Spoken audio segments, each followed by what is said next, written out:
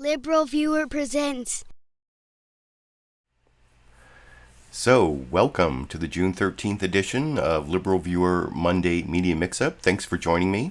I'll be using the 11 best, most newsworthy clips I picked out from the Sunday morning news analysis shows from the big five corporate outlets of ABC, NBC, CBS, CNN, and Fox News, the so-called corporate media here in the United States, for which should be a really informative, fair use media criticism and political commentary show for you all today. You can see my main topic is Sunday shows follow up on whether Trump engaged in criminal conspiracy.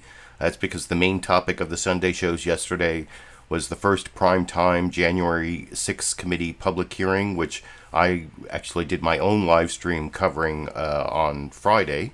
And you can see that over on my channel, youtube.com/liberalviewer, if you want to go see that. That's like a little over an hour long and got like 2,000 or 3,000 views. So I thought it went pretty well. And, well, that's actually the recorded version. The live stream had some problems. But anyway, I will be showing how the Sunday shows followed up on that and kind of covered the same thing that I covered in my live stream on Friday. And I'll be doing another live stream tomorrow morning sometime covering the second non-primetime hearing that they held this morning. But before I get to that, I want to get to my political comedy clip, which is sort of on a related topic.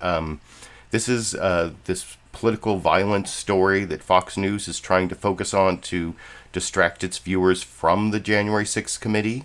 It's this attempted assassination. You'll hear them call it attempted assassination of Brett Kavanaugh. I guess some guy came all the way out from Simi Valley, California, to Brett Kavanaugh's house on the East Coast in Virginia, and then he took a cab and like 1 a.m. or 2 a.m. and saw the marshals outside and took a walk down the street and then called 911 and turned himself in as wanting to kill Brett Kavanaugh because of Roe v. Wade and other stuff, overturning Roe v. Wade, and also he wanted to kill himself, and he had a unloaded gun in a locked case. So I mean, he turned himself in, and his gun was unloaded in a locked case, which makes it seem a little less imminent. Not really an assassination attempt, seems a little bit egregious, but over on Fox News, they've been pounding this story for the last week and how the other media isn't covering it. And this next clip is fresh off the presses. It's just a couple hours old from one of the Fox News shows that's not even supposed to be unbiased. They have one person representing the left on the show. And here you can see them actually complaining about the Sunday shows I'm about to cover for you. And this clip also shows, I haven't used Bill Maher clips in a while because he's been moving more and more to the right. And he's almost like an extra panelist on the show The Five here for this particular discussion. And I guess as he moves to the right, he gets more and more useful. As you can see, this is Pete Hegseth and Judge Jeanine Pirro talking about the threat on Brett Kavanaugh and the liberal media hypocrisy, using this whole counterfactual argument that's kind of bogus that I will discuss with you a little more after we watch that clip together over here. Less than a week after the assassination attempt against Justice Brett Kavanaugh, the liberal media, they've seemed to move on. ABC, NBC, CBS, and CNN Sunday shows completely ignored the targeted attack on the Supreme Court justice. 0 seconds of coverage, focusing instead on the January 6th congressional hearings. Well, liberal comic Bill Maher is condemning the New York Times for burying the assassination attempt. The New York Times buried this. Yeah, it was like a tiny thing below the fold. If this had been a liberal Supreme Court justice that someone came to kill, it would have been on the front page. And that's what's so disappointing about a paper like the New York Times, because they just wear their bias on their sleeves. And if it's not part of something that feeds our narrative, it. And as Democrats stall on a bill to beef up security for our judges, the Wall Street Journal publishing an op-ed pointing out the vulnerability of these justices to political violence. Let's go to our justice. There really is a vulnerability, an intimidation campaign against justices. It is it really is shocking that we're in a situation where, number one, the Attorney General of the United States, just pays word homage to the idea that, these things are a destruction to democracy, when he won't arrest the people who are clearly violating the federal statute, 18 U.S.C. 1507. He could arrest all of those people in front of their homes, but they won't do it. And the mainstream media is complicit. We've been saying this for months and months, but the truth is that there is in this country a destruction of not just the criminal justice system, but of our institutions. And the Democrat Party is responsible for it. When you attempt to assassinate a Supreme Court justice and you have all the tools to do it and they ignore it, just as he said, just as Bill Maher said, if it were Sotomayor, forget it. It would be running 5 days a week. And that's like one of the worst parts of this, is that if it had been Sotomayor, they would have been running it 5 days a week or whatever and all. But that's a counterfactual. But you notice how they talk about liberal comic Bill Maher, and he's not really that liberal anymore. But that's why he's so useful for Fox News, for making these stupid arguments. And a counterfactual argument is well, if this happened to a conservative, they never would treat the conservative this way. Or if this happened to a liberal justice, they wouldn't treat the story that way. And you don't have to show any proof for something hypothetical that never happened. But actually, one of the things about their stupid hypothetical, that if it had been Sotomayor or a liberal justice, actually there was this guy who was stalking this U.S. District Court Judge Esther Salas. And the shooter actually killed her son instead of her, and wounded her husband instead of her. Well, he had this dossier on Supreme Court Justice Sonia Sotomayor. This was just in February 2021. And that wasn't big wall-to-wall news. That didn't get reported. And you may say, but the facts aren't exactly the same. Well, that's the whole stupid thing about arguing counterfactuals, is there's never any fact pattern that is exactly the same. But as I said before I showed the clip, I think it was a little disingenuous I think they kind of hyped it because he was this crazy guy who called 911 and turned himself in because he was wanting to kill Kavanaugh, but also suicidal, and he had his unloaded gun locked in a case and all that, so it wasn't really an imminent threat. But I'm someone who's been very critical of Brett Kavanaugh. I wish, but I've never wanted him to be physically threatened. I never wanted him, harm to come to him. I just want the investigation that the Trump White House stopped during his hearings into, the allegations of what happened in his freshman year at Yale with his classmate Deborah Ramirez and his lying about his drinking at Yale. I've talked about that ad nauseum in previous. Can you hear Dash crying? I'm going to talk about Dash at the end.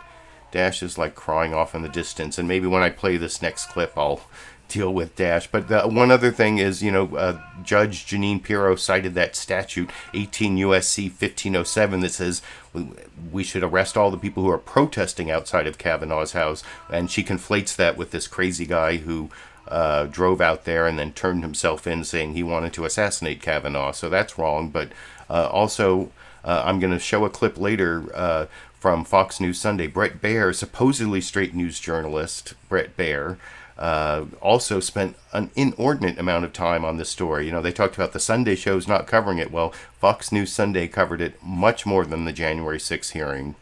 And by the way, I don't think the Five covered the January 6th hearing at all. Not the one from Friday, not the one from this morning. So they're talking about media bias, and as usual, Fox News is the most biased because it's not even a journalistic organization. You can read Gabriel Sherman's The Loudest Voice in the Room and see how Roger Ailes created Fox News to be a propaganda outlet for the Republican Party, which is what it is. It's fulfilling that purpose every single day. And anyway, that is the political comedy clip that's kind of related to this January 6th thing. And like I said, I will be showing a clip of Bret Baier talking to Chris Coons incessantly about this whole Brett Kavanaugh threat a little bit later. That's the final news clip I'm going to show you before the bonus Dash clip where I'll talk about how Dash is doing. But before I get to that, now I'm going to get to my main topic, the whole coverage of the the Sunday shows were before this morning's hearing, so they're covering last Thursday's primetime, first primetime January 6th committee public hearing, and they were in different ways covering what I thought was the main takeaway is that the committee is going to try to show that Trump engaged in multiple criminal conspiracies around January 6th because he didn't want to give up power. And so let's see how the different news programs covered that. I'm going to show you the 5 news summaries from longest to shortest as usual.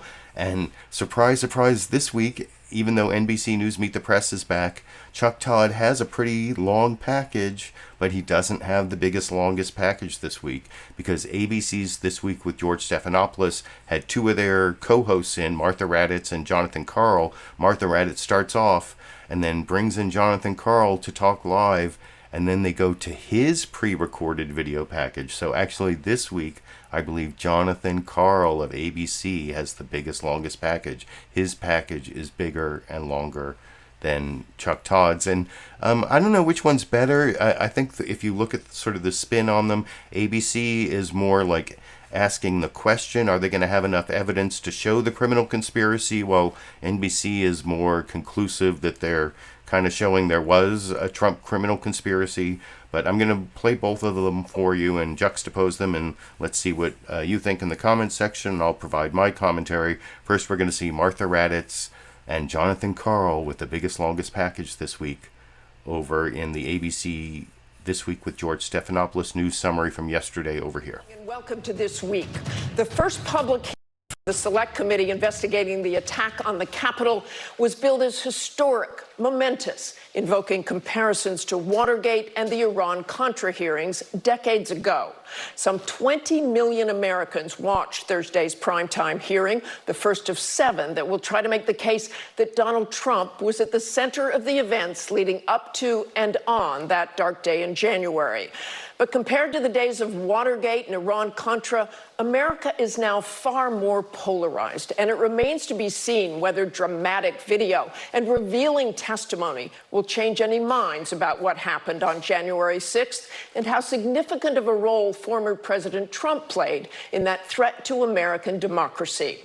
We'll talk with House Intelligence Committee Chairman and January 6th committee member Adam Schiff in a moment, but we begin this morning with Chief Washington Correspondent and co-anchor Jon Karl. And John, that was a very powerful presentation. It sure was. The January 6th committee, Martha, wants to set the record straight for history and to demonstrate that January 6th was the culmination of a brazen effort led by Donald Trump to overturn a presidential election. In other words, this was not just an attack on the Capitol. It was not just a riot. It was an attack on American democracy. Taking the case to prime time, the January 6th committee revealed plenty of new information and new images of the attack on the Capitol. We have a breach of the Capitol! Breach of the Capitol! In addition to the never-before-seen footage, it's going to happen. Something's going to happen. By the documentary filmmaker embedded with the Proud Boys, the committee presented footage from all those surveillance cameras you see all over Capitol Hill, tracking the movement of the mob from every possible angle. But these hearings, this investigation, is about much more than the horror of that day. The first and most important goal of the committee is to demonstrate Donald Trump's direct responsibility for what happened. January 6th was the culmination of an attempted coup. The violence was no accident. It represented Trump's last stand, most desperate chance to halt the transfer of power. Case in point, the rioter reading into a bullhorn the tweet Donald Trump sent just as the mob broke into the Capitol building, and how the crowd reacted. My kids didn't have the courage to do what should have been done to protect our country and our Constitution, giving states a chance to certify a corrected set of facts, not the fraudulent or inaccurate ones which they were asked to previously certify. The U.S. demands the truth. Bring out print. Bring out print. Committee Vice Chair Liz Cheney says the committee will reveal that those Hang Mike Pence chants were not only provoked by the president, but endorsed by him too. And aware of the rioters' chants to hang Mike Pence, The president responded with this sentiment, quote, "Maybe our supporters have the right idea." Mike Pence, quote, "deserves it."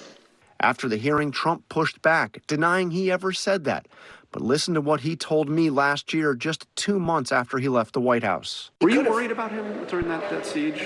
Were you worried about his safety? No, I thought he was well protected, and I had heard that he was in good shape. No, you heard those chants. That was terrible. I mean, those, he could have. Well, the people were very angry.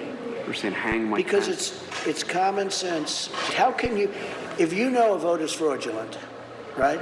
Yeah. How can you pass on a fraudulent vote to Congress? The committee used the words of some of those closest to Trump to demonstrate the claims of a stolen election are simply not true. I made it clear I did not agree with the idea of saying the election was stolen and putting out this stuff, which I told the president was bull. How did that affect your perspective about the election when Attorney General Barr made that statement? I respect Attorney General Barr. So I accepted what he was saying. But Cheney said it was a lie about the election more than anything that motivated the mob. Those who invaded our Capitol and battled law enforcement for hours were motivated by what President Trump had told them, that the election was stolen and that he was the rightful president. Yet even this week, on the day of the hearing, the Republican leader in the House would not set the record straight about the election. Do you believe that Joe Biden was the legitimate victor of the 2020 election? And do you believe that Donald Trump is just flat wrong when he says the election was stolen? Look, we've answered this question a long time. Joe Biden is the president. And that wasn't my question. We know he's the president. He lives in the was, White House. Was it legitimate? Is Donald Trump wrong when he says the election was stolen? You know, Jonathan, it's a we very talked simple about question. this a long time. I've already answered that question. No, what was the answer? Is Donald Trump wrong when he says the election was stolen? That's the basis of this. Thank you. So you won't answer that? Jonathan, I've answered it numerous times. I know you have a microphone. I know what you want to do. I've already answered the question. I just want to know, is he wrong when he says the election was stolen? Thank you for your time. And quite an interview, John. And on that note, it really looks like Republicans are doubling down. Donald Trump is doubling down, and especially Kevin McCarthy. Absolutely. And this question, Martha, is central because what we have learned is that the people that invaded the Capitol, that mob was motivated by the fact that they believed that the election had been stolen. They believed that lie. That's why they took that extraordinary step. So for Kevin McCarthy not to come out and say, no, that's not true, think about it. Mitch McConnell has said it's not true. Bill Maher has said it's not true. Even Ivanka Trump has said it's not true that the election was stolen. But not Kevin McCarthy, not the leader of the Republicans in the House. It's a really significant thing. It truly is, John. I also wanted to point out again to some of your reporting for your book, Betrayal. The New York Times cited it.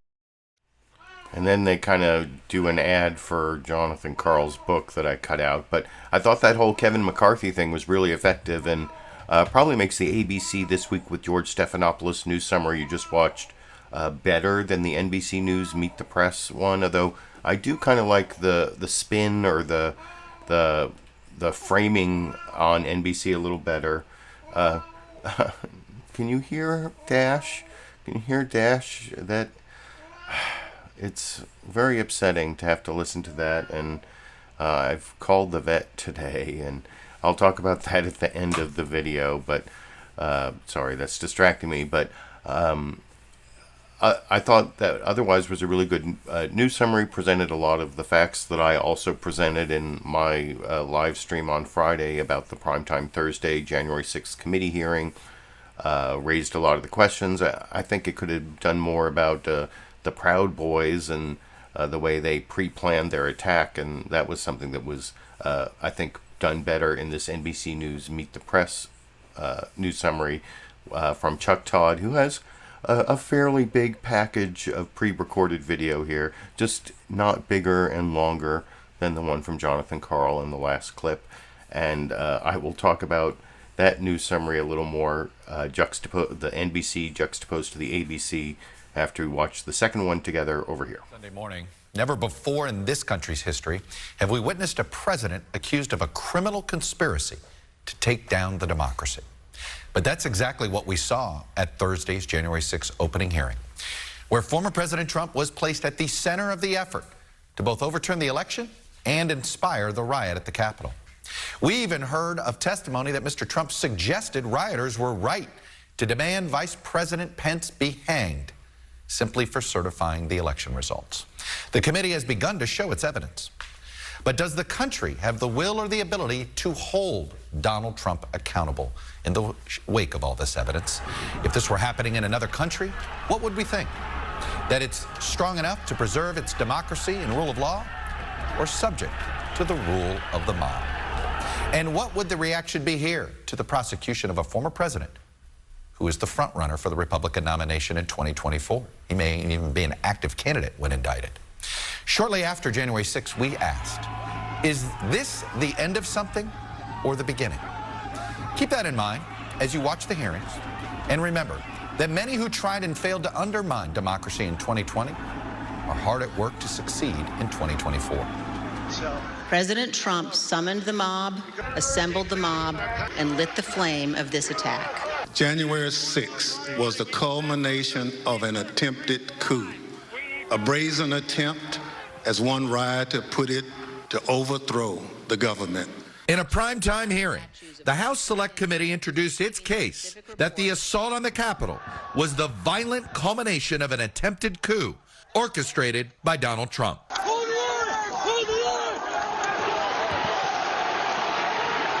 The committee demonstrated that right-wing extremist groups, including the Proud Boys and the Oath Keepers, were called to Washington and influenced to violence by Trump himself. Trump asked us to come. He personally asked for us to come to D.C. that day. Capitol Police Officer Caroline Edwards suffered a traumatic brain injury. What I saw was just a war scene. I saw friends with blood all over their faces. I was slipping in people's blood. And Donald Trump was implicated by his own advisors and cabinet members who presented evidence of Trump's calculated effort to overturn the 2020 election results. I made it clear I did not agree with the idea of saying the election was stolen and putting out this stuff, which I told the president was bull. And even by his daughter. It affected my perspective. I respect Attorney General Barr. So I accepted what he was saying. More of Mr. Trump's former advisors will testify in the weeks to come, including several expected to speak to his fury at his own Vice President, Mike Pence. Mike Pence didn't have the courage to do what should have been done to protect our country and our Constitution, giving states a chance to certify a corrected set of facts. Aware of the rioters' chance to hang Mike Pence, the president responded with this sentiment, quote, maybe our supporters have the right idea. Mike Pence, quote, deserves it. On Friday, Trump claimed, I never said or even thought of saying, hang Mike Pence. And he added, Ivanka had long since checked out. Last night's hearing was a primetime dud. Nothing came out of it that we didn't know before, and it didn't change anybody's minds. The question now, will our democracy hold former President Trump and his allies accountable? Already, the committee appears to be laying out grounds for a criminal referral of Trump to the Justice Department. We are undertaking one of the largest investigations in our history to hold accountable everyone who was criminally responsible for the January 6th assault on our democracy. We will follow the facts wherever they lead. And joining me now is Democratic Congresswoman Elaine Luria of Virginia, a member of the January 6th Select Committee. She's going to lead.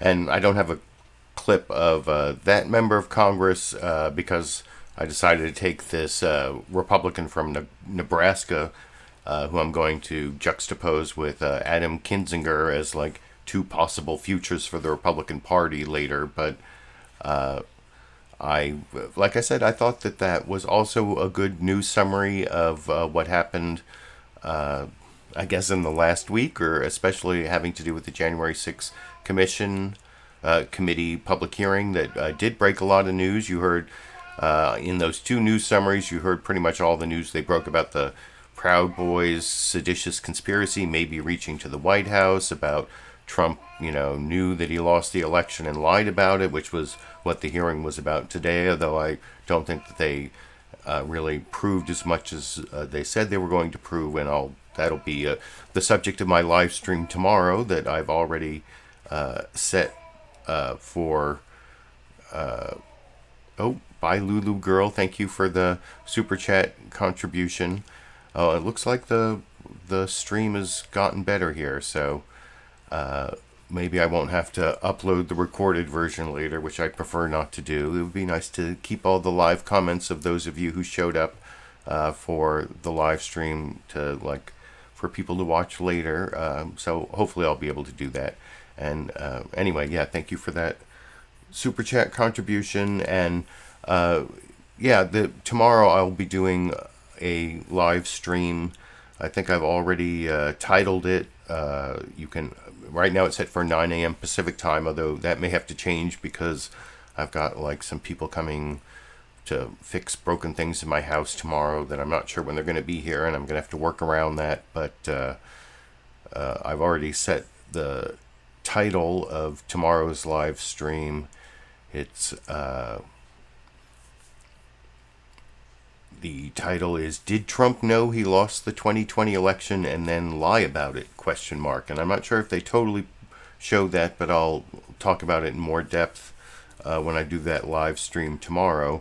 But I think that both those last news summaries really looked at some of the other breaking news about the possible people in Trump's orbit talking to the Oath Keepers and the Proud Boys. You saw that in the NBC News Meet the Press news summary, and there was some good stuff in the ABC one as well about things we learned. But this next news summary is a news summary because it's Fox News. I already pointed out that it's not really a journalistic organization, and they do include the January 6th committee public hearing from last Thursday night.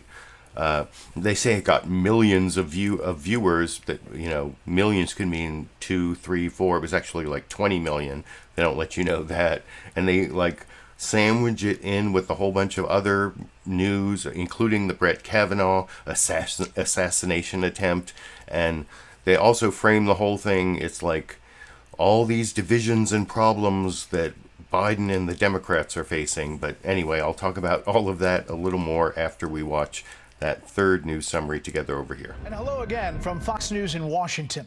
It was a week of major challenges for everyday Americans and the elected officials responsible for steering the ship of state. Hearings about the Capitol riot of January 6 brought back memories of a mob of protesters attacking police and trying to stop the certification of a lawful election.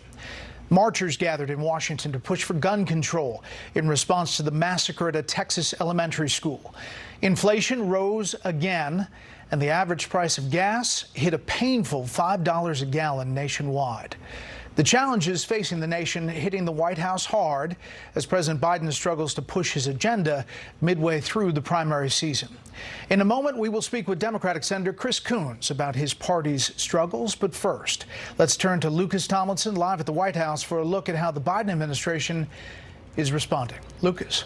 Brett, President Biden wants to make gun control a central issue in the upcoming midterm elections. Protesters across the country want action now. We're just simply here to say enough is enough. Thousands gathered on the National Mall and in cities across the country following mass shootings in Buffalo, Uvalde, Chattanooga, and Philadelphia. So far, no agreement has been reached on Capitol Hill for new gun control legislation. We're still mildly optimistic. Also unfinished, a final bill of protections for Supreme Court justices and their families. House Speaker Nancy Pelosi under new pressure to pass the measure after an armed man was arrested for saying he wanted to kill Associate Justice Brett Kavanaugh. There will be a bill, but nobody is in danger over the weekend because of our not having a bill. And the long-awaited hearing investigating the violence at the U.S. Capitol on January 6th aired in primetime, with millions watching. Republican Committee Vice Chair Liz Cheney saying Trump bears responsibility and pressed lawmakers who have stood by him. I say this to my Republican colleagues who are defending the indefensible. There will come a day when Donald Trump is gone, but your dishonor will remain. All this against the backdrop of crushing inflation. The Labor Department saying it jumped to 8.6% in May. The economy is in a better place than it has been historically. It's a tough sell. AAA says the national average for gas now the highest in American history, crossing the $5 threshold early Saturday. In contrast, Biden's approval numbers now tying his record low at 33%. President Biden confirmed he will be going to Saudi Arabia next month. He claims it's not because of oil, but for national security. Brett? Lucas Tomlinson reporting from the White House. Lucas, thank you. Joining us now, Democratic Senator Chris Coons of Delaware. And I will have an extended clip of Chris Coons trying to talk about January 6th while Bret Baier wants to talk about the threat on Brett Kavanaugh. And you saw even in Lucas Tomlinson's report, he talked about an armed man, how someone was armed and had a plan to attack Brett Kavanaugh. But as I mentioned earlier, this person had an unloaded gun in a locked case. I don't know. I used to be a criminal defense attorney. I don't think that counts as armed. It's not an imminent. I'm not saying that it wouldn't. If I were Brett Kavanaugh, I wouldn't be freaked out by it. I remember there was this guy who was like stopped on a freeway who had guns and was like planning to go shoot up the ACLU office in San Francisco and the Tides Foundation. And I've served on the board of the ACLU of Northern California back then, and I actually am serving again, although everything I say is my own opinion, has nothing to do with the ACLU. But I remember when that happened, just this guy, well, it was the freeway, it was like the 580, I think he was called like the 580 shooter or whatever, but he was stopped by cops on his way to the ACLU office.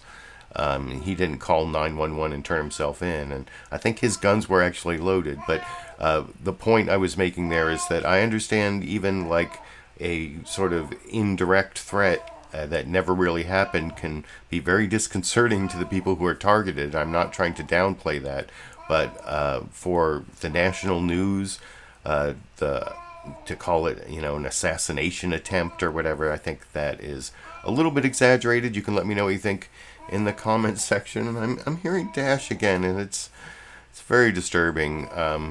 Dash has been doing a lot of this mewing, and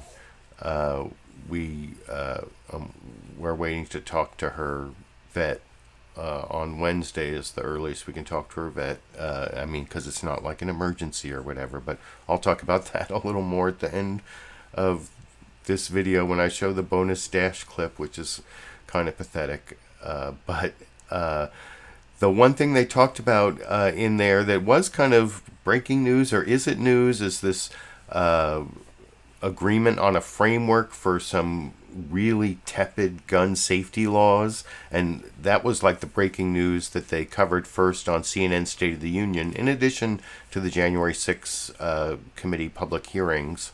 But that makes sense for CNN State of the Union because they're the only one that goes live. And in fact, 3 hours later, when they usually show the pre-recorded 6 a.m. Pacific version over again on CNN, they redid the news summary at the beginning, and they had an extra interview with Chris Coons about this huge breakthrough in the first gun safety law change, federal laws passed in decades. But honestly, it's more like disappointing that they think this is a breakthrough. The things they're passing are like so tepid, and there's so much more they could do. I remember back in the old days when they actually passed the assault weapons ban, and that they should really have raised the age to 21 to buy AR-15 style weapons, and instead they just increased the background checks for people between 18 and 21, and the other thing about it is it's just like a framework of principles. It's not written legislation. But anyway, that's pretty much all I'm going to talk about it. But you're going to hear it briefly summarized by Dana Bash at the beginning of CNN State of the Union news summary on that topic and the January 6th committee hearing over here. Hello, I'm Dana Bash in Washington, where the State of our Union is hopeful. We have breaking news this morning. A bipartisan group of senators is on track to announce the outlines of an agreement to address gun violence as soon as today. That's according to sources familiar with the talks.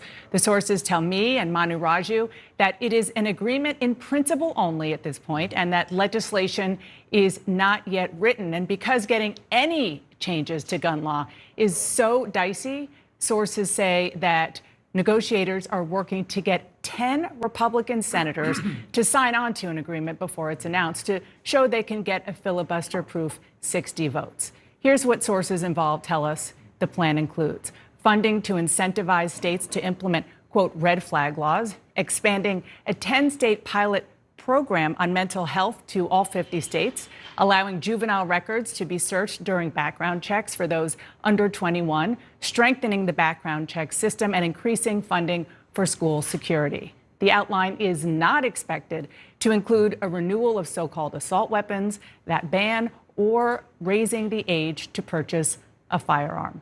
While this would be just an outline, any agreement in the Senate on gun safety would be hugely significant after years of inaction and 2 tragedies in Buffalo and Uvalde.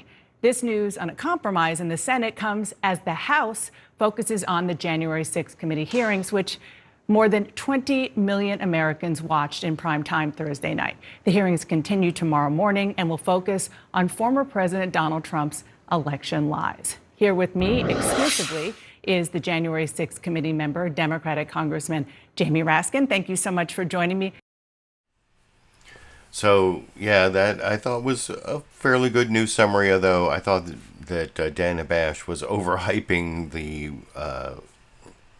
significance of what is even proposed in these principles for the gun safety legislation that hasn't even been written into legislation yet. I don't have a clip of Jamie Raskin just because Alexandria Ocasio-Cortez was also on CNN's State of the Union, and I wanted to get a clip of her. And Jamie Raskin said something similar to what Adam Schiff said in the clip that I did take. I thought, that was an okay news summary given, like I said, the breaking news component of CNN State of the Union's broadcast. They're the only one that goes live. So, and that broke, I think it was reported on one of the other programs. I can't remember which one, but over on CBS News' Face the Nation, they decided to cover a different breaking story. I don't know where Margaret Brennan is this week. John Dickerson was back in. He used to be the host. I guess he's like the substitute teacher in waiting or whatever for CBS News' Face the Nation. But they actually covered this arrest of these right-wing extremists, the Patriot Front, arrested in Idaho. They were supposedly going to go and do violence at an LGBTQ pride event in Idaho.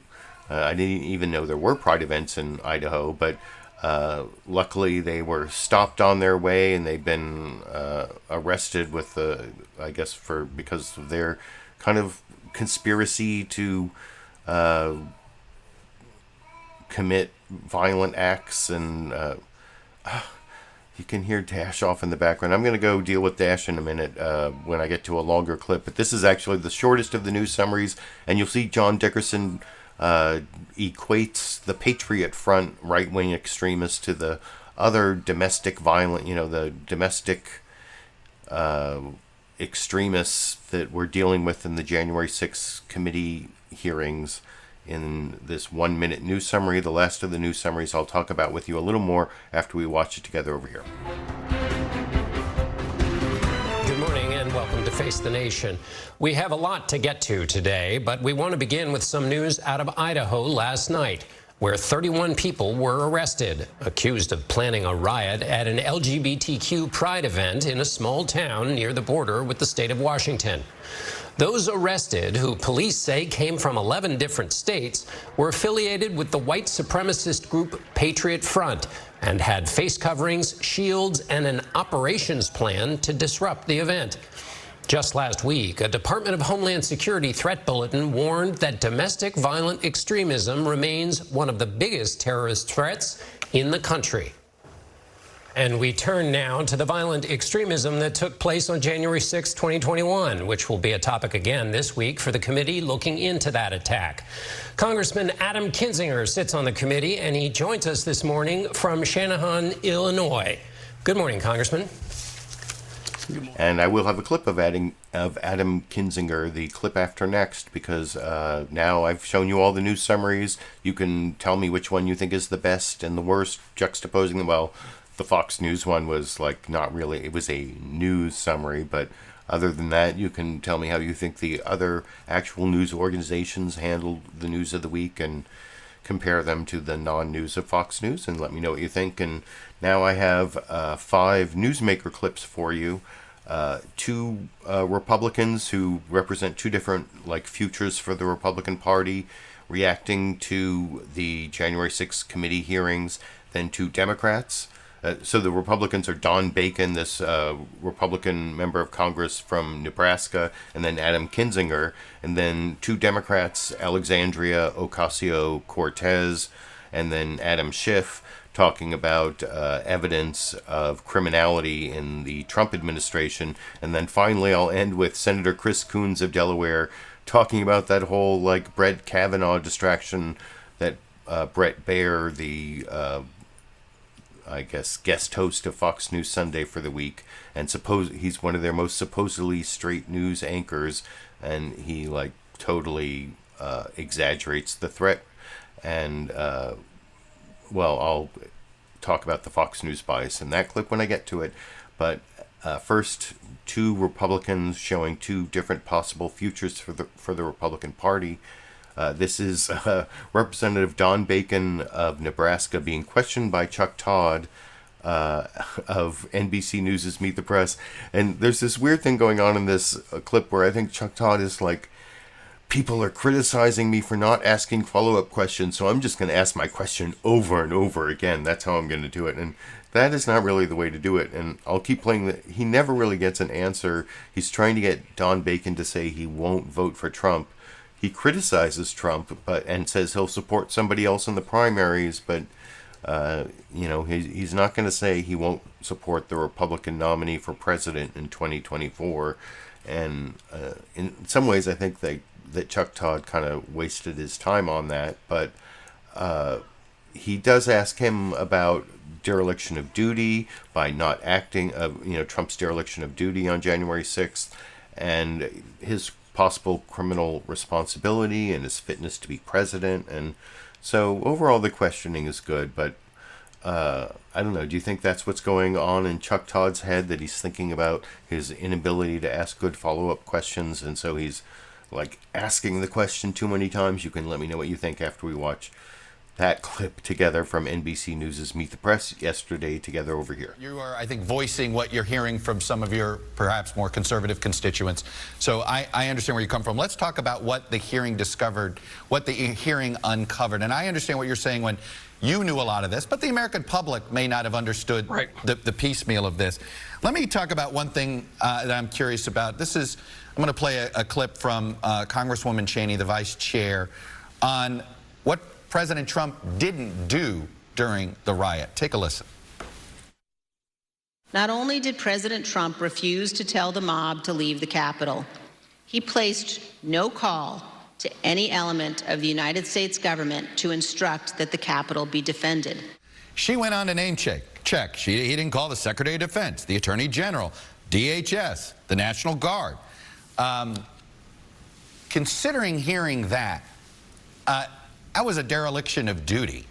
At what point is that violating your oath to the Constitution? Well, Chuck, I actually agree with you. I criticized the president on January 6th and afterwards. He had over 3 hours where he could have got on TV or made various statements telling the protesters to stop. I'm all for peaceful protest, but when you're assaulting police and when you're vandalizing the Capitol and you're defecating in the Capitol, which those things happened, it's wrong. The president had the opportunity for over 3 hours to speak up, and I think it was negligence. He should have done better. I didn't care for the way he treated Vice President Pence. I thought that was wrong as well. So I've been critical of the president on January 6th and beyond. I thought he should have been a better leader in this case. You think his dereliction of duty was criminal? You know, whether it's criminal or not, I'm not a lawyer or judge. I thought it was wrong. And as a citizen, and I think, the American people have to judge this themselves, whether it's, charging someone for a crime or not, but we have to judge it just from a political standpoint. And I think the American people, by and large, know it was wrong not to intervene and not to say something. We have a duty as citizens, and he had a duty as a president and as a leader. I'm a 5-time commander in the Air Force. You got to speak up and take charge, and he did not. If former charges are brought against him for incitement, it sounds like you're not going to dismiss that out of hand, are you? No, but I look at it this way. He has already left. I think we should be looking more forward on this, but we'll see what the evidence comes out with in regards to the president. I'll just say what he did was wrong. He should have spoke up. When it gets to the legal matters, I'm a little less confident on. I'm not a lawyer. You talk about you want to look forward, but if he's a candidate in 2024, is he fit to be president? Well, first of all, we got the November elections. I put my primary focus on there. I do think we need a new majority to serve as a check and balance. I think the American people right now look at this. It's like the 10th, 11th, or 12th priority. Inflation, gas prices, the border, crime. Those are all front and center for the average American right now. Now, looking at 2024, I think the Republicans should also look forward. We need someone that has conservative policies. But I think we have to acknowledge that the American people don't like name calling. They don't like the rude behavior. They like folks who treat people respectfully. And I think that's what cost President Trump in 2020. And so we should take that as a lesson. Conservative values with optimism, respectful behavior like President Reagan, as an example. I think that's what we should be embracing. I understand you. It sounds like you think he doesn't have the character to be president, but is that fair to say that he's not fit, doesn't have the character? It's the temperament. It's how you treat other people. I think the American people in 2020, the voters, were tired of the name calling, the Twitter, but they by and large liked the policies. We have to remember we picked up 15 seats in the House that November. I won our seat by about 5 points, while President Trump lost it by 8 points in our district. So I think the policies, we should focus on that. But we have to also learn the lesson. Why did we lose in 2020? It was the comportment and the temperament. And yes, a democracy respects elections. And our president should have respected the conclusion, particularly when all the court cases were figured out. Can you imagine ever casting a vote for him yourself again? Well, I'm going to focus on 2022, but no, I'll be looking for other candidates. I mean, we have a great slate of potential Republican presidents for 2024, and I look forward to being very involved and trying to get the right candidate nominated. Well, but what if he's the nominee? Is he a never?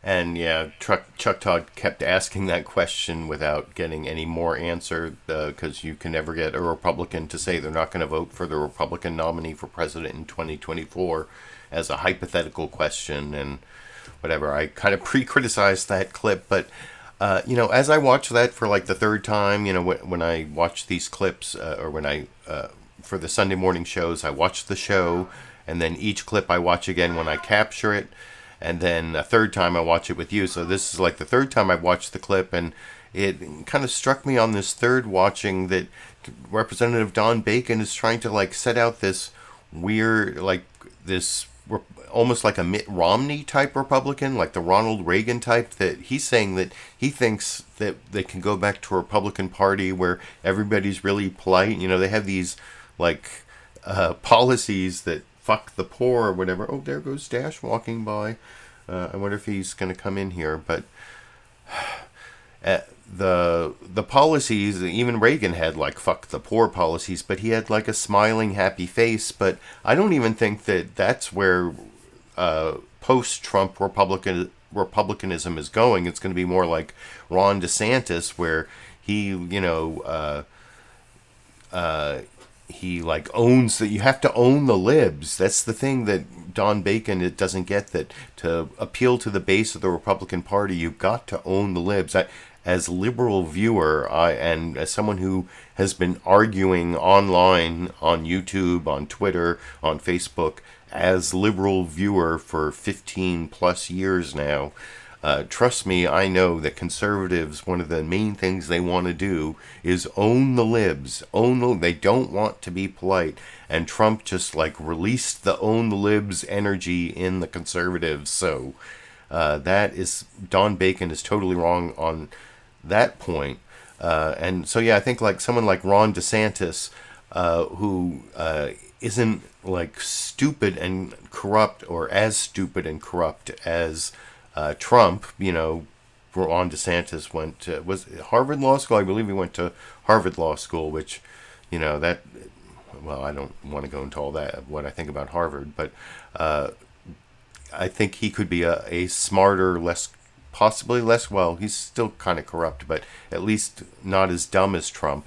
But he still has the whole own the libs ethos going, and it's him and Greg Abbott who are like working to be the post-Trump Trumpist, and Trumpism, the own the libs Trumpism, to like, you know, drown, you know, to like drink the liberal tears. That's something that I think the Republican Party, whoever's going to be the nominee in 2024, is not going to be like the polite Mitt Romney or Ronald Reagan face of the Republican Party. That's my opinion. Now, this is Adam Kinzinger and Liz Cheney are trying to do like the, you know, Trump will be gone, but your dishonor will remain type thing. Like there's a post-Trump Republican Party that believes in truth, and that's not where Ron DeSantis is, or even Don Bacon was not completely on board with, because he was questioning the integrity of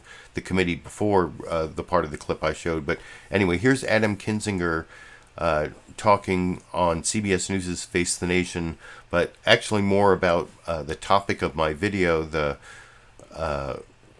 whether Trump was part of a criminal conspiracy. And there are a couple different parts to that. There's the people in Trump's orbit who may have conspired with the Proud Boys and the Oath Keepers. And then there is also the members of Congress who may have facilitated the corrupt obstruction of an official proceeding and then later sought pardons, which is, you'll hear Adam Kinzinger asked about that also in this clip from CBS News' Face the Nation that I will talk about with you a little more after we watch together over here. And let me ask you about pardons. This was another one of the disclosures from the hearing. How many pardons are we talking about, and why were they asking for pardons? Well, look, more that's going to be released this week. In fact, we're going to talk a little about that in my hearing. But why would you ask for a pardon? Let's just say in general, if somebody asks for a pardon, it would be because they have real concern that maybe they've done something illegal. So I'll leave it at that, but I'll say that more information will be coming. Your colleague, Congressman Perry, denied that he asked for a pardon. He's one of those ones who was named. The notion that I ever sought a presidential pardon, said the congressman, for myself or other members of Congress is an absolute shameless and soulless lie. Is the testimony you have hearsay, or do you have the goods? Well, look, like I said, I don't want to tip my hand on this. We'll put out what we need to put out, but we're not going to make accusations or say things without proof or evidence backing it. One of the other disclosures in the hearings on Thursday night was the role of the Proud Boys. Quite a lot that was painstakingly put forward. Some people have said, well, one of the things you proved is the Proud Boys were on the march before President Trump gave his speech on January 6th. So if they were already off to march, how could President Trump have incited them? What's your response to that comment?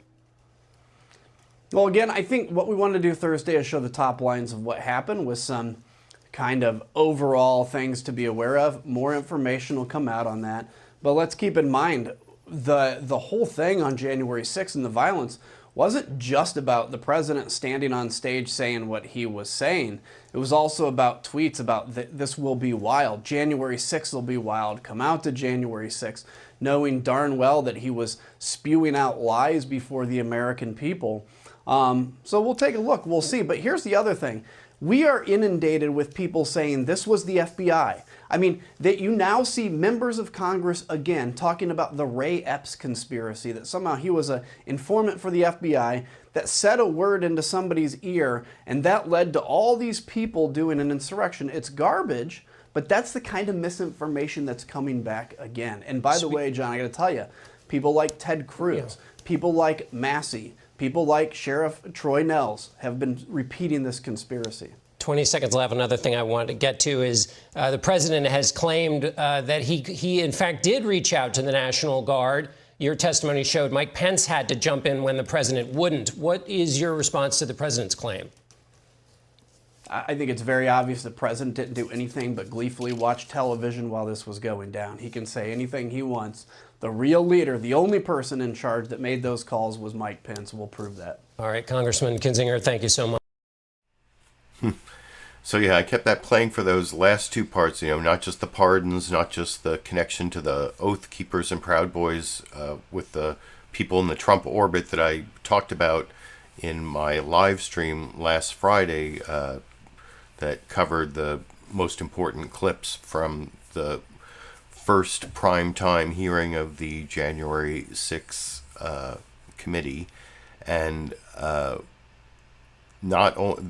kept it playing there for those last two parts because when I uploaded the recorded version of my live stream, I had people, or was it during the live stream? I can't remember. Well, I had live viewers showing up when I was trying to talk about Trump conspiring with the Proud Boys and the Oath Keepers, who were floating that Ray Epps conspiracy. Yeah, no, I think I even talked about it during the live stream. So it was during the original live stream where, some of the Oath Keepers have pled guilty and they're cooperating with the FBI. So in that way, they are FBI informants.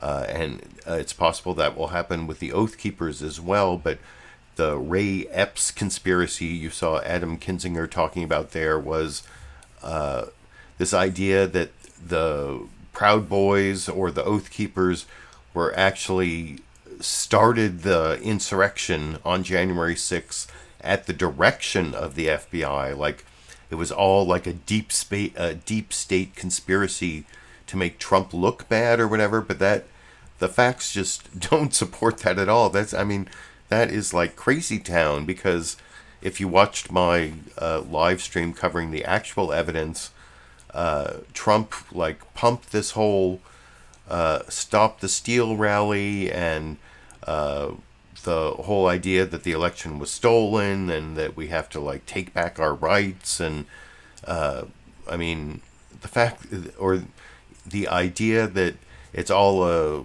left-wing conspiracy to make Trump look bad, that anyway, Republican Adam Kinzinger at least spent 45 seconds trying to say that is totally ridiculous. And then there was that second conspiracy theory at the end that I personally debunked in the comment section of the uploaded version of my live stream last Friday, where someone was saying, well, Trump actually asked for there to be National Guard people there on January 6th, but Nancy Pelosi refused it.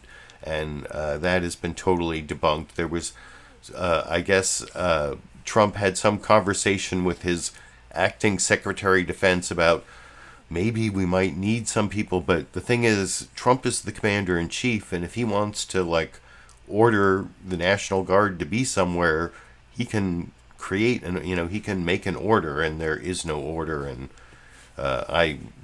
multiple sources have debunked that, and I argued with people in the comment section of my live stream on Friday. If you want to go check out the comment section of that live stream from Friday, you can see how, and I replied to a couple, some people call them trolls. I don't know, are they trolls? That seems to be dehumanizing them, but assuming they are human beings, I guess AI has gotten so good they might be bots, but no, they're usually real human beings who have very misguided ideas, and I try to argue with them without, sometimes I get a little passive aggressive. That's the word, I don't like directly insult people. Sometimes I'll just say like, I hope that helps clear up your misunderstanding. That's kind of passive aggressive. I recognize that, but I mean, that's, still kind of nice. And I actually do hope that I can help people understand things better when I argue with them in the comment section, even though I realize the chance of actually, like, there are people wrong on the internet, I must correct them, that's not really going to happen. But anyway, I'm now going off on a big long tangent when I should be getting to my Democrats. I've shown you the Adam Kinzinger response. I've shown you the Representative Don Bacon response. Are they the future of the Republican Party?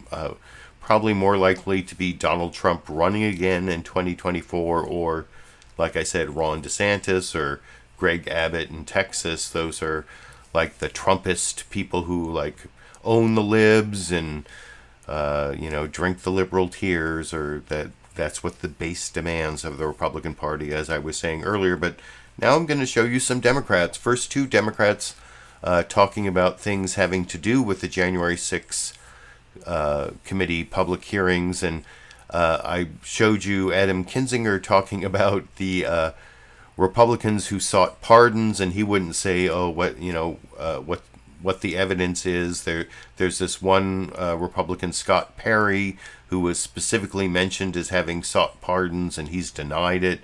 And Adam Kinzinger wouldn't say exactly what the evidence was, though I noticed he mentioned that one of the hearings was going to be his hearing, and that'll be kind of interesting because Zoe Lofgren was kind of the person in charge of the hearing this morning. I don't know which one's going to be Adam Kinzinger's hearing, but in this next clip, I'm going to show you Representative Alexandria Ocasio-Cortez talking about Republican members of Congress who sought pardons, but she's not just talking about Scott Perry. I was talking about trolls and, whether trolls are real people. Well, this is actually AOC kind of trolling some of the trolliest Republicans in Congress: Marjorie Taylor Greene, Lauren Boebert, Matt Gaetz, asking them, can you say that you never sought a pardon?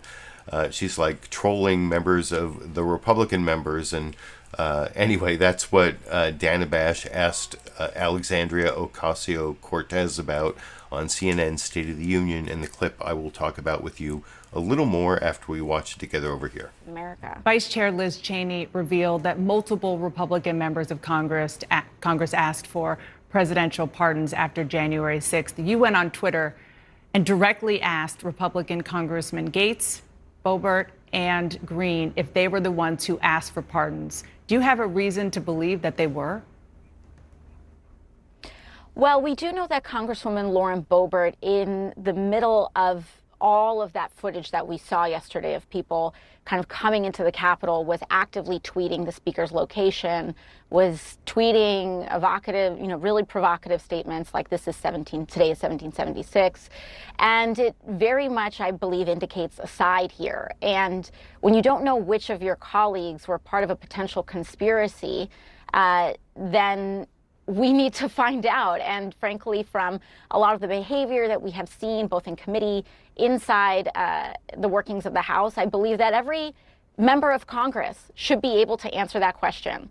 I'm happy to answer this question. I know that Representative Jerry Connolly, Representative Chellie Pingree, we are more than willing to offer that we did not seek a pardon from the White House either before or after January 6th, or frankly at any point in time. And I believe that it's a very simple question that every single member of Congress should be able to answer. Well, people like Scott Perry, they're denying it. You just don't believe them? Mm-hmm. Well, we'll see what the evidence that the committee lays out will be. But if the committee, as indicated, has evidence that several members of Congress did seek a pardon, you do have Representative Perry refusing to comply with a bipartisan investigation into the events of January 6th. I believe that the committee would never make an allegation so serious without very substantial evidence to present to the American public. Congresswoman, you heard my reporting about a framework. So yeah, then they go and talk about the breaking news on the framework for some really tepid gun safety laws. But I totally agree with AOC on everything she said there, though. Trolling the trolls, that's something I have been doing for like decades now, going back to like the late 1990s, I think is when I first, I don't even want to go into my whole history with trolling the trolls, but I'm a big believer in trolling the trolls, and Marjorie Taylor Greene and Lauren Boebert and Matt Gaetz, they are like the biggest trolls in the Congress, and I like the way AOC is taking them on. You can let me know what you think about that. And as to what you said about whether the January 6th committee public hearings are going to give us better evidence that Scott Perry and she said several members of Congress sought pardons. I paid close attention to what they said last Thursday night, and it sounded like it was Scott Perry and at least one more, like multiple members, at least two, Scott Perry and at least one other unnamed member of Congress, but who knows how many of them there were who sought pardons. And I hope AOC is right that the committee is going to give us more specifics on that in one of these upcoming hearings. I was a little disappointed. A small amount disappointed with what the committee showed this morning in terms of Trump knowing that he lost the 2020 election and lying about it. And I'll discuss that in the live stream I'm going to do sometime tomorrow morning with a few clips from the hearing this morning. But I want to finish up here on the last clip of a Democrat talking about the January 6th committee hearings. This is Representative Adam Schiff, who's on the committee, and he's talking directly about the topic of my video, the Sunday shows following up on whether Trump committed criminal conspiracy. He conspired criminally, either with the seditious conspiracy of the Proud Boys and the Oath Keepers, or a conspiracy to obstruct an official proceeding under 18 U.S.C. 1512 sub C sub 2 that I talked about in my live stream last Friday, if you want to go watch it. But here is Adam Schiff. And, I saw this clip exaggerated on various different news programs, claiming that in this clip, Adam Schiff says there's enough evidence to criminally indict Trump, which is not what he says. He says there is credible evidence to open an investigation of Trump and others. Trump, or maybe enough evidence. He thinks there's enough evidence to open an investigation for the Justice Department to open the investigation, but then a grand jury has to indict them. He never says, anyway, I'm not going to show you those news sources, so I don't even know why I brought that up. But here's Adam Schiff talking about the criminal responsibility of Donald Trump. And that would be great. I would really enjoy doing daily live streams, or maybe every other day, or like big days, or I would really like to cover the criminal prosecution of Donald Trump. I personally believe he committed multiple crimes as president, getting elected president. I've talked about this for years, so I'm on Adam Schiff's side. I know a lot of conservatives think that Adam Schiff is some kind of boogeyman, but I think that is also a hyped up Fox News falsehood. But I don't know if I can talk about all of those things, but I'll talk about some of those things a little more after we watch Adam Schiff over on CNN's, is it CNN? Over on ABC's This Week with George Stephanopoulos, talking to permanent co-host Martha Raddatz over in this clip. Would you like to see former President Trump criminally prosecuted? Would that be good for the country? I would like to see the Justice Department investigate any credible allegation of criminal activity on the part of Donald Trump or anyone else. The rule of law needs to apply equally to everyone. And there are certain actions, parts of these different lines of effort to overturn the election that I don't see evidence the Justice Department is investigating. Of course, we have now a federal judge saying that he believes, based on the limited set of evidence that he has seen, which is far smaller than the body that we've accumulated, that the president and others may have committed multiple federal crimes. So that should be investigated. And then ultimately, once the evidence is accumulated by the Justice Department, it needs to make a decision about whether it can prove to a jury beyond a reasonable doubt the president's guilt or anyone else's. But they need to be investigated if there's credible evidence, which I think there is. Chairman Benny Thompson said the committee will directly link those two extremist groups, the Proud Boys, the Oath Keepers, to those in Trump's orbit, that witnesses will describe actual conversations between them. How close to Trump, how strong do you see that particular evidence? This has been, of course, a clear focus of our investigative efforts. That is, the president's connection to the violence of that day. And we'll be presenting what we found. I don't want to predetermine or prejudge the strength of what we will show you. We'll show you what we've been able to determine. And we will also talk about the questions that remain unanswered.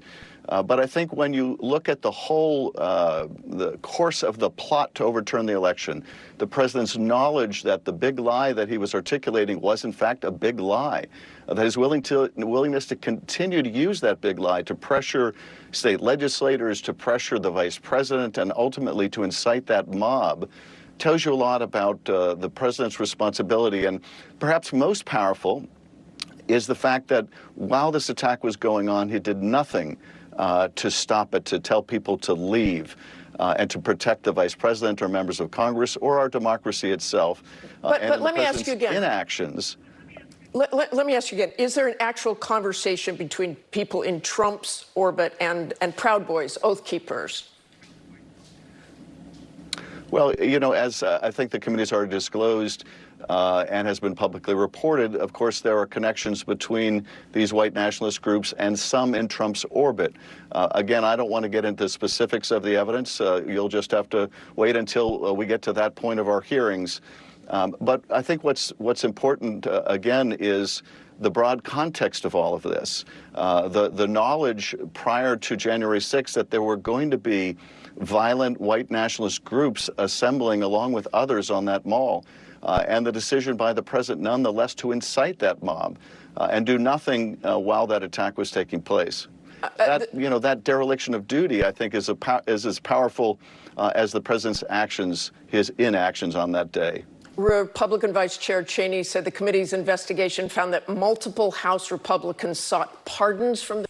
Oh, and Adam Schiff also says, well, you have to wait and see on the pardon issue. And he said you have to wait and see on the connection between people in Trump's orbit and the Proud Boys and the Oath Keepers. Adam Schiff definitely says there's going to be, or what he says there is, if there is evidence to open an investigation of Trump and others, and he believes there is, then the Justice Department should do it. But I don't think in that clip he goes beyond open an investigation. He never really says criminal prosecution. He says, well, they have to decide if they can prove to a jury beyond a reasonable doubt. But he doesn't say that they have evidence beyond a reasonable doubt, just enough to open an investigation. But you can let me know what you think after watching Adam Schiff there. I don't disagree with anything he said. Like I said, I thought it was overhyped by some in the media and some from some sources that I'm not going to show you. This next clip isn't directly on well, it's kind of this is the clip I promised you, showing how Fox News Sunday and Fox News in general is trying to distract away from the January 6th committee hearings and instead talk about like anything else. And you saw in their news summary, and you saw in my original political comedy clip from using Bill Maher to talk about the hypocrisy in the liberal media for not covering this guy, this crazy guy who showed up near Brett Kavanaugh's house and then phoned 911 and said he was thinking about killing him, Brett Kavanaugh, and then himself, and he had a unloaded gun in a locked case. I talked about that. I saw people were like still trying to hype that in the live comments, and it doesn't seem that big a deal. But I also said that earlier I would talk about how Jeanine Pirro saying they should arrest all the protesters, and she even said 18 USC 1507. Well, you're actually going to see Bret Baier talk about 18 USC 1507 talking to Senator Chris Coons when he repeatedly tries to equate this threat on Brett Kavanaugh with the attack on the Capitol on January 6, 2020. And here's the, let me see if I can get this so I can show it to you, import it real quickly. So yeah, here is the part of 18 USC 1507 that Bret Baier is going to show to Chris Coons. And, at least to his credit, this is the part that makes it hard to say that the protesters are there with the intent of influencing any judge, juror, witness, or court officer. This 18 USC section 1507 that says you can't picket outside their house with this intent is really about trial. In a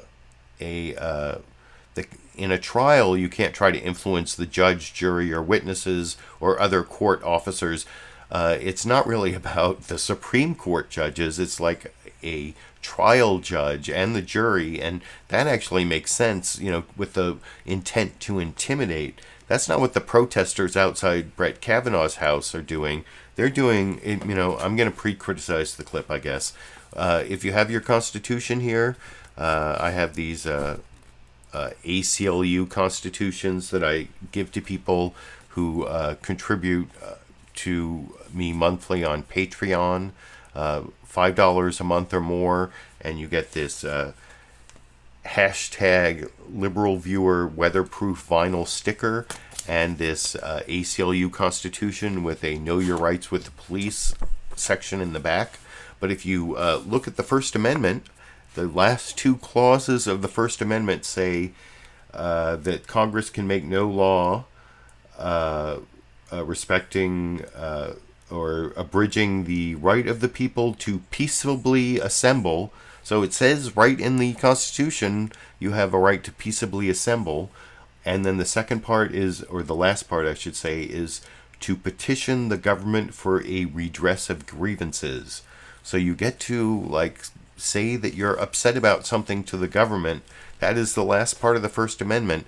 And the Supreme Court justices, the 9 of them, are the head of one of the 3 branches of the federal government. There's the president is the executive branch, the Congress is the legislative branch, and the Supreme Court is the head of the judicial branch of the federal government. And you have a right explicitly listed in the First Amendment to petition them for a redress of grievances, which is what those protesters outside those Justice Kavanaugh's house are doing. Now, there is this Supreme Court case that says you may not be able to target someone in a residence for picketing. Frisbee versus Schultz, a 6-3 decision about whether you can picket an abortion doctor's house, which is kind of a weird reversal. But the thing about that 6-3 decision is I'm not sure any of those justices are still on the Supreme Court. And given the leaked Roe v. Wade overturning decision in Dobson that started all of this protesting in front of Brett Kavanaugh's house, stare decisis doesn't really mean anything. They can overturn any case for no reason or any reason, I guess, if they're going to overturn Roe v. Wade. So now I'm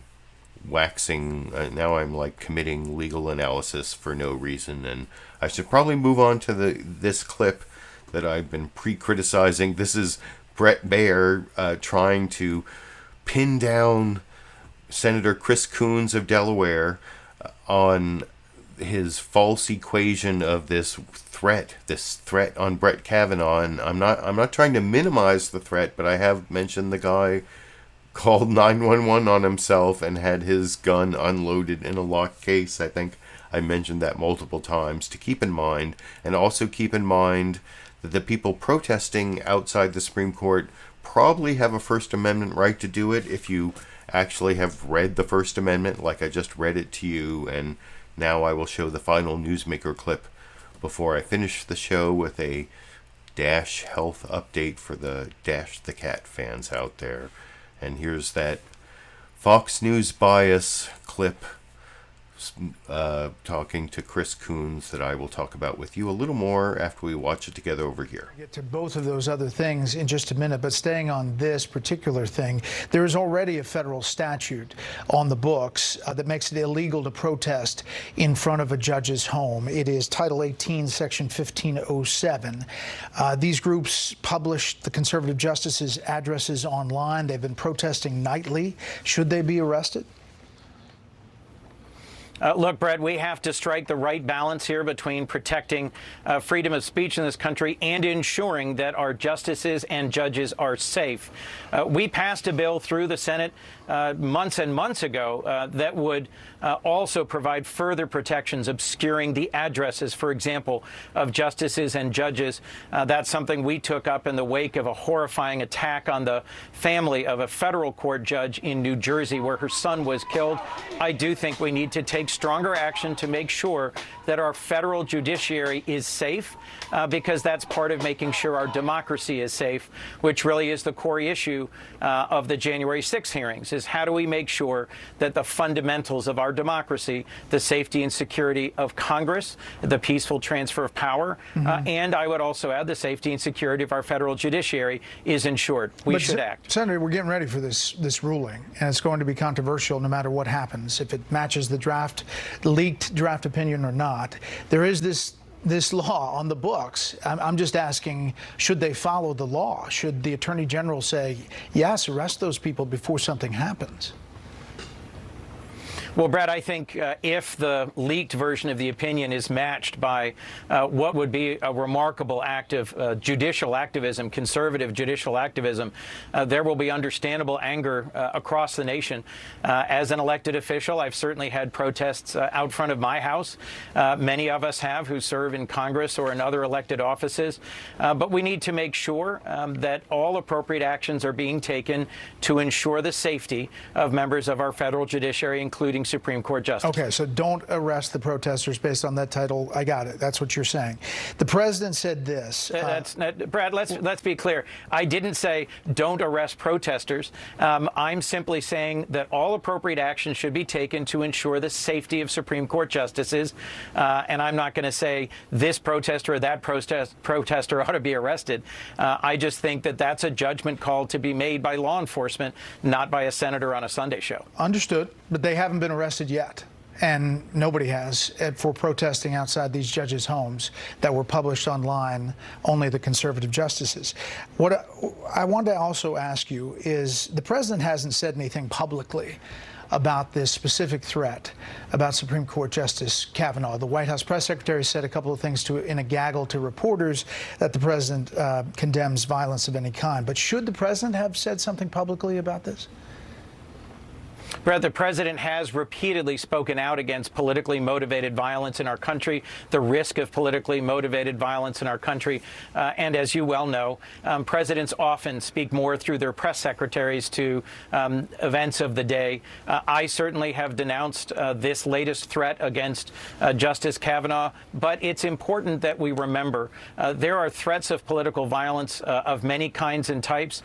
Folks who are watching this morning who didn't watch the January 6th hearing should take a few moments and review what Congresswoman Liz Cheney, an unimpeachably conservative Republican from Wyoming, had to say in her opening statement.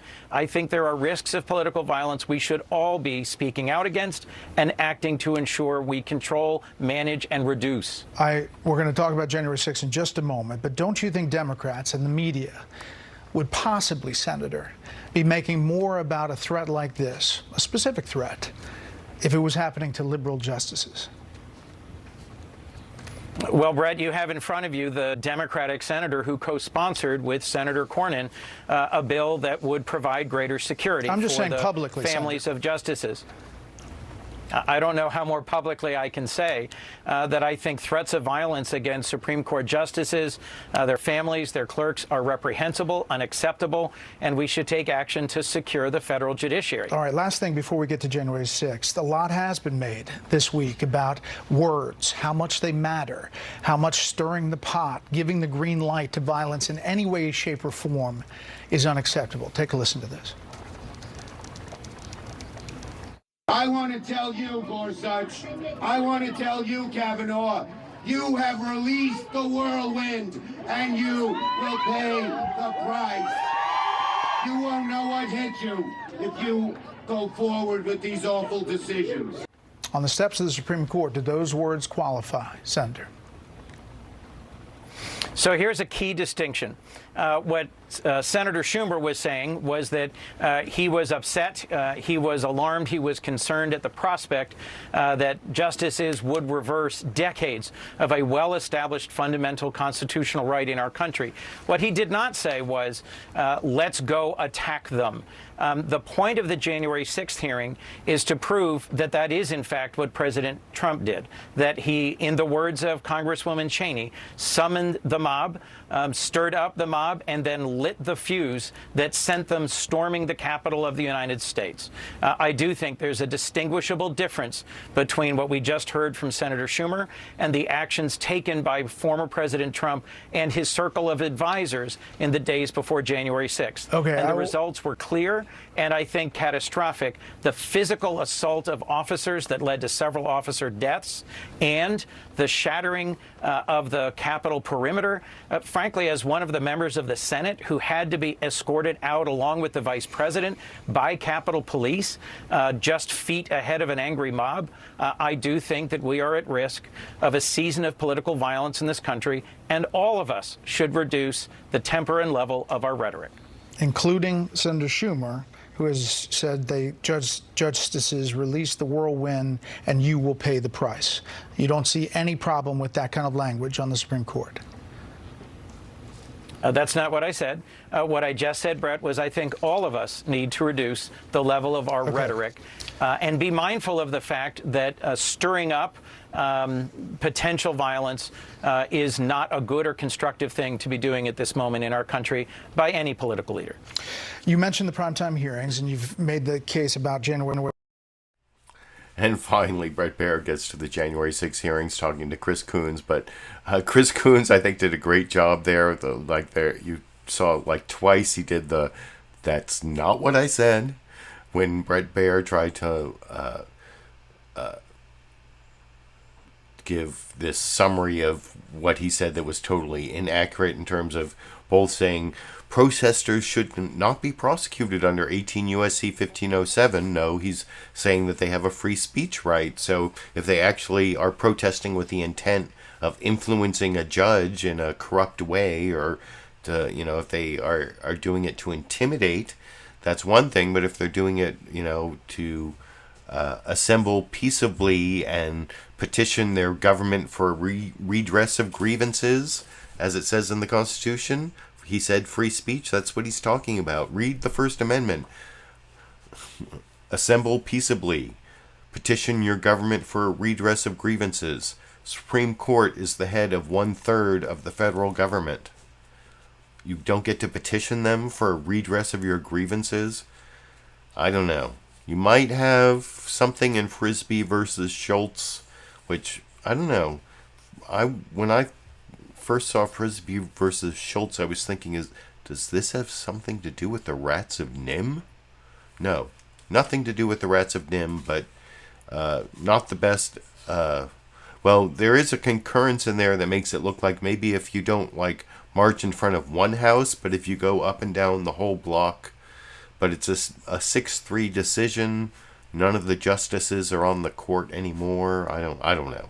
Anyway, but you also saw while Chris Coons was talking there, they talked about the armed man. There was the chyron at the bottom of the screen. Armed man threatens Justice Brett Kavanaugh, or whatever it was that they. What was it exactly they said there?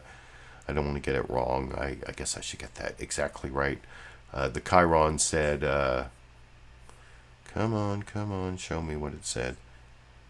It was, armed man arrested after saying he wanted to kill Justice Kavanaugh. Well, was he really armed? That I've talked about that multiple times, but he had an unloaded gun in a locked case. As a former criminal defense attorney thinking about criminal charges, there is no eminent ability to use that weapon. That is not armed. I actually won a case. My first felony trial, I won a jury acquittal because the person had their gun. It was actually loaded in a duffel bag, and the jury decided it wasn't a concealed weapon because they didn't have it armed on their person. That was Missouri law, not federal law, but I'm just saying I have some experience with this. I actually won my first felony jury trial on a very similar issue, so fuck it's news. That was a total bogus analysis, and I don't know why they exaggerated that. All for the entire week since that happened, they've been exaggerating the threat to Brett Kavanaugh. Not that it was nothing, I said that earlier, but anyway. And then I also talked about the First Amendment issues and whatever. That is the last of the news clips. I'm going to finish up the live stream there. I am going to have a live stream tomorrow morning. If you want to hear in the live comments, here is a link to the live stream tomorrow morning. If you want to be notified when it starts, click on that link, and then you'll see near the bottom left of the video player, there's a little bell you can click on that says notify me. That's how you are always notified when I upload my videos. So click on that little bell. The notify me bell is how, I've been getting more views on my videos recently from a lot of people who say, I've been subscribed to LiberalViewer for years and I haven't seen any of your videos in years, and I've been making videos every week for years, and the reason is because I got a lot of subscriptions early in YouTube's history when you didn't even have an option to click the little notify bell, because back in the early days they notified all my subscribers when I uploaded a video. But now, if you want to be notified, you got to click that little notify bell. So that is the answer to the conundrum that so many of my old subscribers seem to be experiencing. But anyway, that is the last of the news clips. I did promise a bonus Dash clip and a little update on Dash's condition. We're getting worried about Dash. He seems to have stopped eating. For my longtime viewers, you know that last November Dash stopped eating for a couple weeks. We thought he was going to die. The vet told us he was in his end of life stage, and we could bring him into the hospital where they could pump him full of all sorts of stuff, or we could just keep him at home, and maybe we tried this thing with antibiotics and steroids, and he actually made this miraculous recovery and gained weight and energy and was doing a lot better. But for the last week or so, he's kind of regressed, and he's stopped eating, and he's been losing weight for weeks and weeks, and he has a kidney problem and a pancreas problem, and he just turned 17 this last week, so he is kind of an end of life. Anyway, we're waiting for his vet to come back on Wednesday and maybe give him a refill on the steroids, and maybe that'll, he got a good 6 months out of the last steroid treatment, so maybe that'll happen again. But one of the things that's really disturbing is all the mewing, and then there was this one bathroom he was hiding in when he stopped eating in November, and he started hiding in there again, although he came out and was mewing all over the place during the show. So, and he's drinking water still. But anyway, here's the bonus Dash clip of him hiding in that bathroom that makes me kind of worried over in this clip.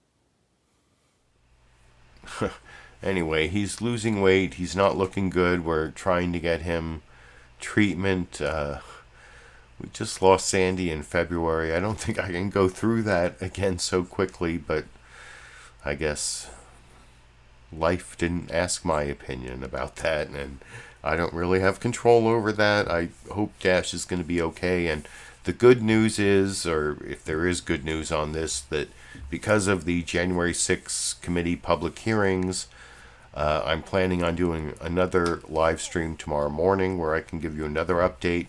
And then on Wednesday and Thursday, there are additional hearings that I will probably cover on Thursday and Friday, where I can give you additional updates on what's going on with Dash. But anyway, until then, or until I have some other reason to upload a video, well, I'm going to be doing another live stream tomorrow morning. I already put a link in the live comments if you want to get a notification when that happens. But anyway, until next time, I guess I will be seeing all of you around the internet.